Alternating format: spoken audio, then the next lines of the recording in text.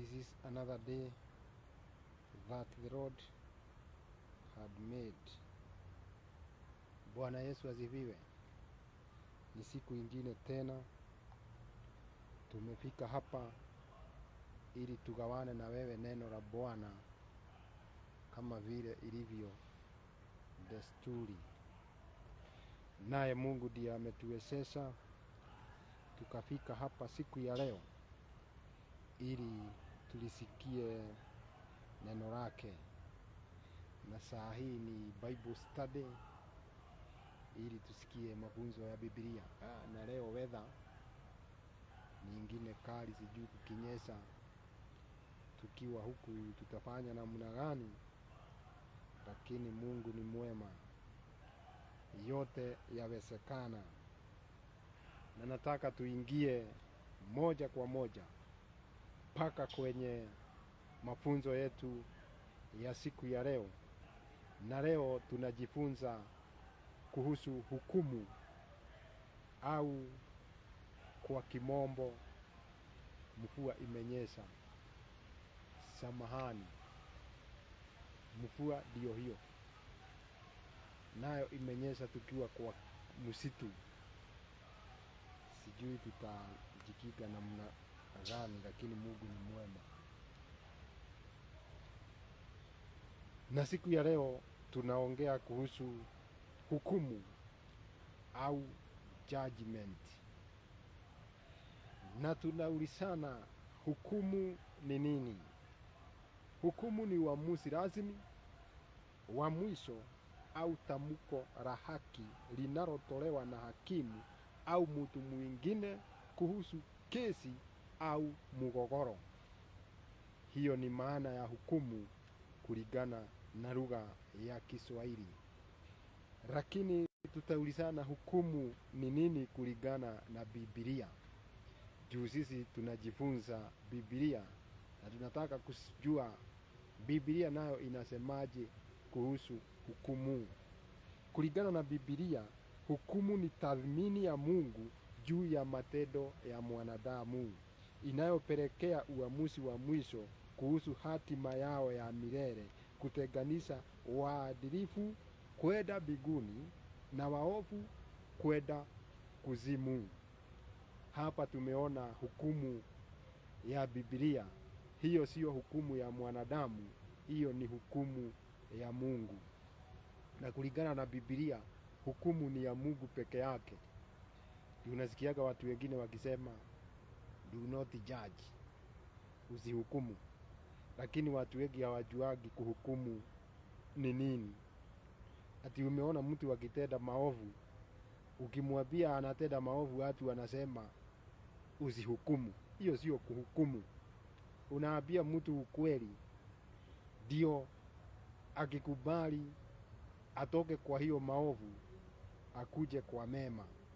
Ndio wakati wa mwisho Mungu akibariki watu wake. Juu tumesikia kulingana na Biblia ati ni uamuzi wa mwisho kuhusu hatima ya watu milele. Hukumu ya Mungu itakuwa inatoa hatima yako milele. Sio kama vile watu wanaweza kuhukumu leo, kama ni hakimu akupeleke gerezani kwa miezi miwili, alafu aseme baada ya miezi miwili utatoka. Hukumu ya Mungu itakuwa ya mwisho, nayo italeta hatima yako ya milele, kutenganisha waadilifu, wale wazuri waende mbinguni na wale waovu waende kuzimu. Sasa ni wewe ujiulize, siku hiyo ikifika, wewe unataka kwenda wapi? Kwa kifupi, hukumu si tu kukosoa, bali ni uamuzi wa Mungu wenye matokeo ya milele. Mungu sio tu kukosoa, bali itakuwa uamuzi wake wenye utaleta matokeo ya milele. Ukisikia milele, ni wakati ambao hauna mwisho, unaofanywa kwa haki kulingana na njia aliyochagua kila mtu kuishi. Kwa hivyo hukumu ya mwisho ni wewe, itafanywa kulingana na vile wewe umeamua kuishi, vile unaishi huku duniani. Hiyo ndio itafanya siku ya hukumu ujulikane kama utaenda mbinguni ama utaenda kuzimu. Mimi nasemaga kitu ya maana sio kusema nimeokoka, Yesu ni Bwana. Ile kitu ya maana, Yesu alisema tutawajua kwa matendo yao. Mimi hata ukiniambia Bwana asifiwe, nitasema amen, lakini nitakaa tu nikikuangalia nione ile matunda unazaa kama inalingana na vile unasema.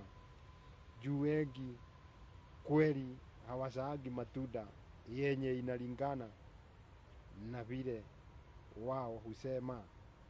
Tutasoma katika Ufunuo 20:11 mpaka 12.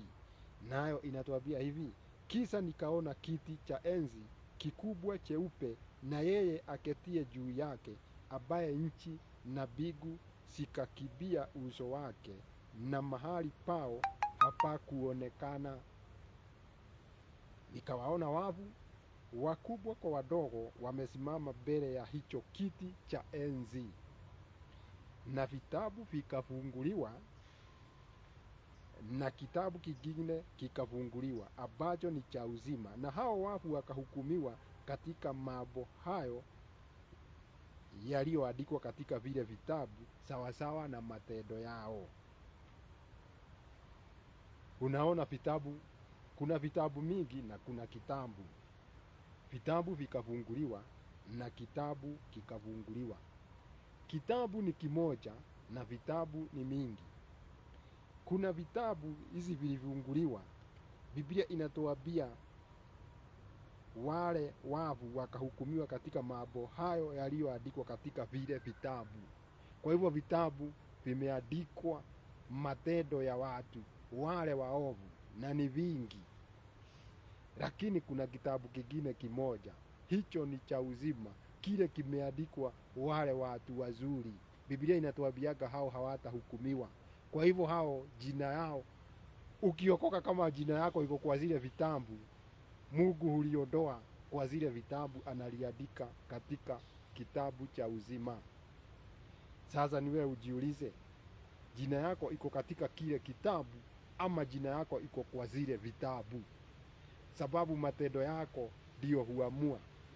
Ukiokoka kweli umeokoka, lakini ukiokoka lazima uende na mienendo yenye inamfurahisha Mungu. Mvua ndio hiyo, mvua ndio hiyo. Mungu atusaidie sana, Mungu atusaidie. Waibrania 9:27, Waibrania 9:27 nayo inasema hivi: kwanza tusikie kwenye hukumu ya Mungu, walio na imani katika Kristo huhesabiwa haki na kuokolewa. Wale walio na imani katika Kristo, hao ndio majina yao imeandikwa katika kile kitabu kimoja, na hicho ni kitabu cha uzima. Ili hali wasioamini hukabili hukumu kwa ajili ya dhambi zao. Wale hawajaamini ndio majina yao imeandikwa kwa zile vitabu, kulingana na Ufunuo 20:11 na 12. Kwa hivyo hakuna wakati jina yako inaweza kuwa kwa vitabu na iwe kwa hiki kitabu cha uzima. Ni either iwe kwa hiki kitabu ama iwe kwa zile vitabu. Vitabu imeandikwa wale watu wanagojea hukumu. Vitabu hizo ni mingi. Kitabu nacho hiko ni kimoja, na Biblia imesema ni kitabu cha uzima, kimeandikwa wale ambao hawatahukumiwa. Hebu jiulize siku ya leo, wewe umeandikwa kwenye vitabu ama umeandikwa kwenye kitabu? Huku kunanyesha na mvua inanyesha, lakini hapa niko hakunyeshi. Lakini Mungu ni mwema. Unajua niko chini ya mti. Tuendelee. Waibrania 9:27 na 28 nayo inasema hivi: na kama vile watu wanavyowekewa kufa mara moja, na baada ya kufa hukumu. Hiyo ni Biblia. Kwa hivyo wakati utakufa ndio hukumu yako itakuja. Saa hii uko katika hii mwili, hakuna hukumu. Mungu hakuhukumu kwa yale mambo maovu unafanya, juu anagojea ubadilike. Lakini siku utakapofunga macho utoke katika hii mwili, hakuna wakati mwingine, hakuna nafasi ingine, bali wewe utakuwa pamoja na hukumu, kulingana na Waebrania 9:27. Mstari wa 28 wa Waebrania 9 inasemaje? Kadhalika Kristo naye akija kutolewa sadaka mara moja azichukue dhambi za watu wengi, atatokea mara ya pili pasipo dhambi kwa hao wamtazamiao kwa wokovu. Kwa hivyo Yesu atarudi mara ya pili, na huyo ndiye atakuja kuhukumu, wakati atakuja kuokoa ama kupea kila mtu msahara kulingana na matendo yake. Wale wamwaminiao kwa wokovu, hao ndio watapelekwa mbinguni, na wale walikataa wakasema mambo ya dunia ni mazuri. Najua kila mtu kuna kile kitu kinafanyaga asiokoke. Wewe unajua ni nini? Kila mtu anaonaga sasa nikiokoka. Mwingine labda anafanyaga biashara si halali, mwingine, kila mtu anajua vile anafanyaga ni nini. Kila mtu kuna kile kitu kinafanyaga aone sasa nitaokoka, maisha yangu itakaa namna gani. Huyo ni Shetani anakudanganyanga. Juu wakati utakufa, hayo mambo yote hutakuwa nayo, na Biblia inasema ndio utakutana na hukumu. Warumi 8:1-2 nayo inasema, sasa basi hakuna hukumu ya adhabu juu yao walio katika Kristo. Wale ambao wamemwamini Kristo, Biblia inatuambia wao hawatahukumiwa. Na kama vile tulisoma pale Ufunuo 20:12, hao ndio majina yao imeandikwa katika kile kitabu cha uzima. Naye Warumi 8:1 inatuambia wao walio katika Kristo hawatahukumiwa. Mstari wa 2 unatuambia, kwa sababu sheria ya roho wa uzima ule ulio katika Kristo Yesu imeniacha huru bali na sheria ya dhambi na mauti. Kwa hivyo kama mimi juu nimeokoka, Yesu ni Bwana, na sisikiagi aibu nikisema hivyo. Unajua kama hujaokoka kiukweli, ama wakati mtu ameokoka tu siku hiyo kama hajakaa sana, hata mtu mkikutana naye akwambie Bwana asifiwe, unasikiaga aibu kusema amen, juu bado hujakuwa kiroho. Lakini kama umedumu kwa wokovu, husikiagi aibu kusema nimeokoka, Yesu ni Bwana, sababu kweli Roho Mtakatifu naye anaishi ndani yako. Nami nama yule ameokoka kama wewe uzaokoka, wewe umewekwa huru na umewekwa bali na sheria ya dhambi na mauti. Kuna mauti yenye itakuja, na hiyo ndio mauti yenye Biblia inaongea. Biblia haiongeagi sana kuhusu mauti hii ya hii mwili, juu hiyo bado hiyo ni kupita tu, tunapitanga tukienda rohoni ili tukaishi vile Mungu anavyoishi naye, juu na yeye ni roho. Kwa hivyo kuna ile mauti yenye Biblia huongea sana kuhusu, nayo ni mauti ya pili yenye itaadhibiwa roho. Nayo roho ujue haikuvangi, kwa hivyo itaadhibiwa milele.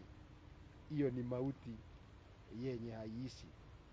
Sasa ni wakati wako, mtu wa Mungu, uamue unataka kuishi namna gani siku hiyo utakavyokufa ukutane na hukumu. Unataka kuishi na Mungu ama unataka kupelekwa kuzimu ukaadhibiwe milele? Je, ni kweli watenda dhambi watawekwa motoni siku ya mwisho? Najua kuna watu wanasemaga hiyo ni uongo. Wakihukumiwa hao watu, juu wale wameokoka hawatahukumiwa kulingana na Biblia. Yale mambo yote walitenda maovu mbeleni, hiyo imefutwa. Nao wale hawajaokoka, wale hawajamkubali Yesu Kristo, hao juu majina yao haijaandikwa katika kile kitabu cha uzima, hao watahukumiwa. Kweli utashinda kesi ya Mungu? Na kama utahukumiwa na utahukumiwa, tunaulizana, kweli utapelekwa motoni wa milele siku hiyo ya mwisho, ama hiyo siku ya hukumu? Tusome Malaki 4:1. Tunajibiwa na Biblia, sio sisi tunajijibu. Malaki 4:1 inasema, hakika siku inakuja itawaka kama tanuru, wote wenye kiburi na kila mtenda mabaya watakuwa mavua makavu, na siku ile inayokuja itawawasha moto. Umesikia? Malaki 4:1 inasema wale watenda dhambi, siku hiyo itakuja itawawasha moto, asema Bwana mwenye nguvu zote. Hakuna mzizi wala tawi litakalozalia kwao. Hao ni wale watu watenda maovu. Tukaulizana, kweli watawekwa motoni siku ya mwisho? Malaki 4:1 imetujibu. Tusome Luka 3:9 na tusikie kama itatujibu. Luka 3:9 inasema, na sasa hivi shoka limekwisha kuwekwa penye mashina ya miti, basi kila mti usiozaa matunda mazuri hukatwa na kutupwa motoni. Hapa Yesu hakuwa anaongea kuhusu mti kama hii unaona huku, bali alikuwa anaongea kuhusu mti wa wanadamu. Nao mti ule hauzai matunda mazuri, ni yule mtu yeyote yule anayetenda maovu. Biblia inatuambia hapo Luka 3:9 watakatwa na kutupwa motoni. Kwa hivyo sasa tumejibiwa mara ya pili, kweli kama watenda dhambi watawekwa motoni siku ya mwisho. Malaki 4:1 imetujibu, Luka 3:9 imetujibu. Tusome Warumi 2:5-8 nayo tusikie vile inatuambia. Warumi 2:5-8, bali kwa kadiri ya ugumu wako na kwa moyo wako usio na toba wajiwekea akiba ya hasira kwa siku ile ya hasira na uvunuo wa hukumu ya haki ya Mungu, atakayemlipa kila mtu kwa kadiri yake. Wale ambao kwa saburi katika kutenda mema watatafuta utukufu na heshima na kuto kuhaibika, watapewa uzima wa milele. Hao ni wale wazuri, watapewa uzima wa milele. Mstari wa 8, na wale wenye vitina wasiotii kweli, bali wakubalio dhuluma, watapata hasira na ghadhabu. Hao ndio watawekwa kwenye moto wa milele. Marko 9:47-48 nayo inasema, na jicho lako likikukosea ling'oe ulitupe. Ni afadhali kuingia katika ufalme wa Mungu una chongo kuliko kuwa na macho mawili na kutupwa katika Jehanumu. Huo bado ni moto wa milele, ambapo humo funza wao hafi wala moto hauzimiki. Kwa hivyo tumejibiwa kama kweli watenda dhambi watatupwa katika moto wa milele. Tusome Ufunuo wa Yohana 20:14-15 nayo inasema hivi. Bado tunaulizana kama kweli watu wakihukumiwa siku ya mwisho kama watatupwa kwenye moto.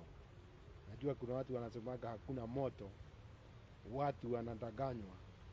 Ufunuo wa Yohana 20:14-15 nayo inasema, kiza, kifo na kuzimu vikatupwa ndani ya ziwa la moto. Ziwa hili la moto ndicho kifo cha pili.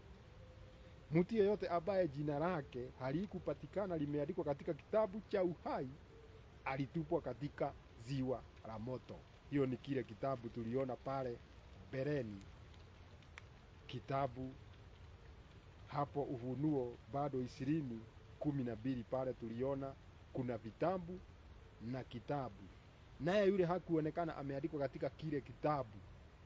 Kwa hivyo kama jina yako haitakuwa kwa kile kitabu, vitafunguliwa vitabu cha hukumu na hakuna mtu ambaye atashinda ile hukumu. Kwa hivyo mtu wa Mungu, ndio usijikute kwa ile hukumu ya Mungu, juu hutashinda.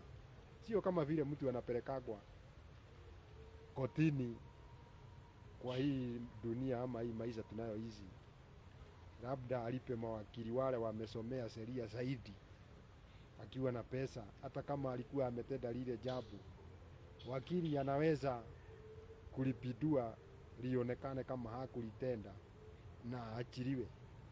Hii hukumu ya Mungu kulingana na Biblia, hakuna mtu ataishinda,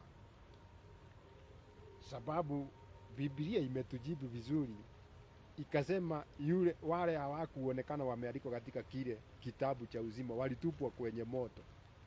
Na juu Biblia ilituonyesha kuna kitabu cha uzima na vitabu vingine za hukumu. Kwa hivyo hakuna mtu, na yule hajaandikwa kwenye kitabu cha uzima ndiye majina yake imeandikwa kwenye hizi vitabu za hukumu. Hakuna mtu alishinda hii hukumu. Juu kama angeshinda, ingesema na yule alishinda hukumu hakutupwa kwenye ziwa la moto, bali Biblia imetuambia yule hakuonekana ameandikwa kwenye kile kitabu cha uzima ama cha uhai, na hicho kimeandikwa wale hawatahukumiwa. Wale watahukumiwa wameandikwa majina yao kwenye zile vitabu. Huyo alihukumiwa na hakushinda ile kesi, bali alitupwa kwenye moto wa milele kulingana na Biblia. Biblia imetujibu hukumu ya Mungu ni gani?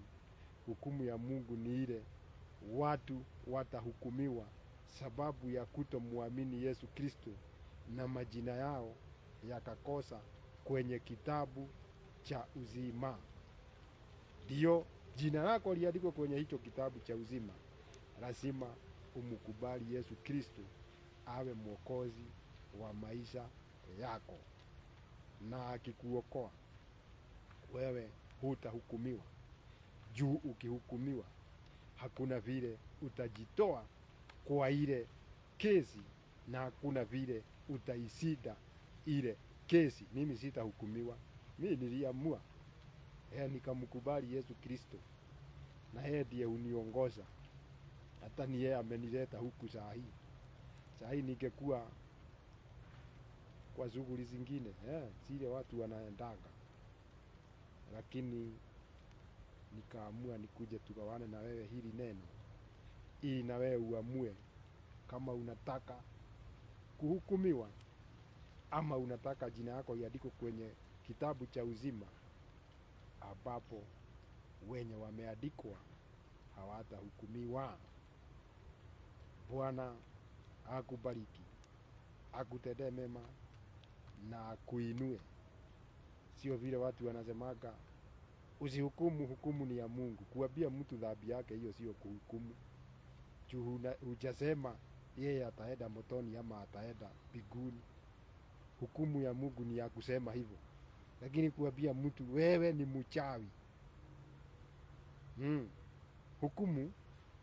hukumu ni kama vile mimi nilisema kuna watu wachawi kanisani,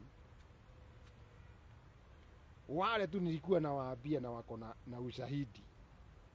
Tukipewa chakula mikono imewekwa hivi, bado hao wakakaa chini, na wale watu nilikuwa nasema ni wachawi wakapanga vile mimi sitakuwa naruhusiwa kuhubiri. Hao walinihukumu, wakaona mimi nimeongea uongo, na wakaona wale watu ni wazuri watakatifu, hawawezi kuwa wachawi. Hao ndio kuhukumu. Juu walinihukumu, wakaona mimi ndio mtenda dhambi, na mimi ndio sifai kuhubiri kwa kanisa yao juu ni yao. Ingekuwa ya Mungu singekatazwa. Na wakaona hawa ni watakatifu, hawawezi kuwa wachawi. Hao walihukumu, wakafanya watu wengine watakatifu, na mmoja mimi wakanifanya mwenye dhambi. Hao walikalia kiti ya Mungu. Hiyo ndio kuhukumu. Juu walisema nimeongea uongo, na hawana ushahidi waonyeshe ni uongo.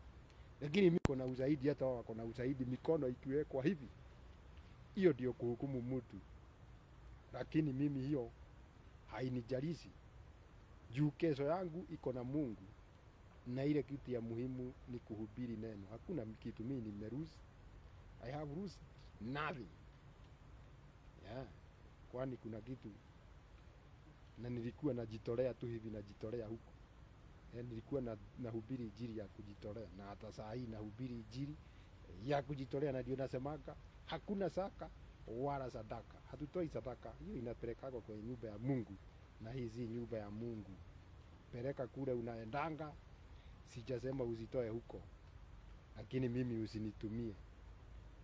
Hiyo inapelekwa kwa nyumba ya Mungu, ndio nyumba ya Mungu isikose chakula. Mimi si nyumba ya Mungu.